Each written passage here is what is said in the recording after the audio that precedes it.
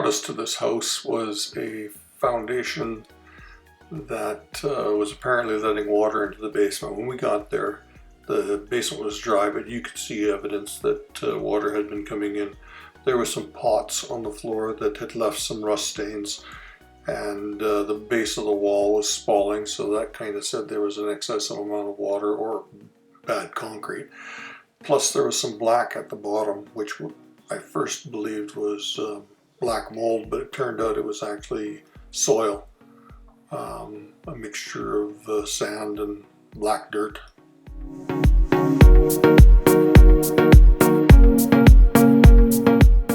After speaking with the property management company, it was determined we should probably at least excavate and investigate what was really going on with that particular unit.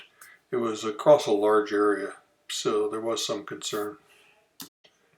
Once we completed the excavation, we cleaned it up really well and discovered there was voids between the footing and the foundation wall.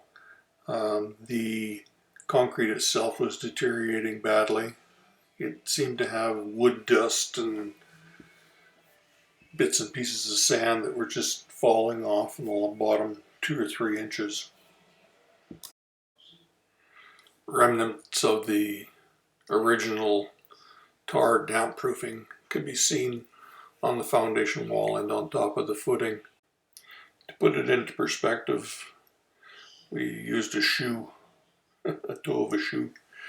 That way when we photographed it and passed the information on to the owner, they could actually see, because pictures speak 1,000 words, but perspective is kind of distorted at times.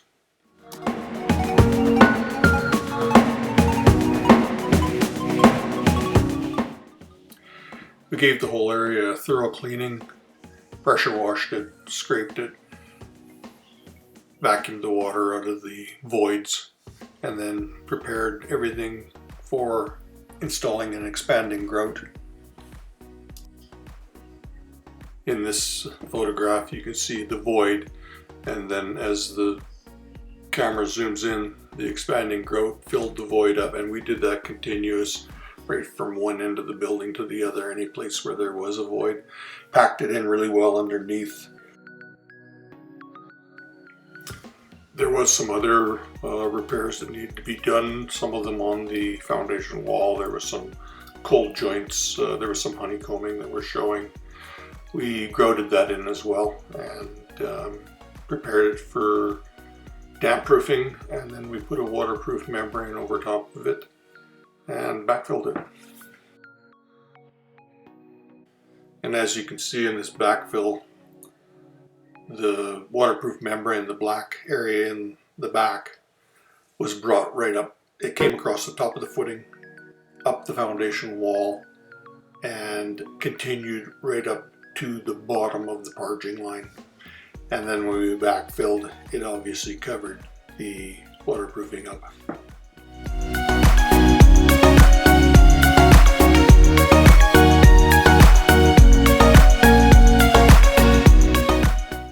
We had seen this and dealt with this condition before, but what had happened in reality was either the contractor had swept the snow from his deck down into the form before he poured the concrete, or it had snowed and he wasn't even aware that there was snow down there, and it created a void. It probably froze the concrete when it landed. There may have been a little bit of sawdust mixed into it, because we could see sawdust down at the bottom, so in all likelihood it was the cleaning off of the plywood pathways on top of the joisting, because this was poured in the 70s. There wasn't pumper trucks, so you weren't working your way around with a pumper hose. You were actually wheeling it across the top of the frame decking to pour it down individually into each form where a truck couldn't get to. So if there's anything to be learned from this, it's for those who are pouring concrete in the wintertime take a peek down inside the forms, make sure there's no ice down there. If there is, send a torch down, melt it out of there. Do whatever you need to do to get the snow and ice out of there. And don't use forms as a dustpan.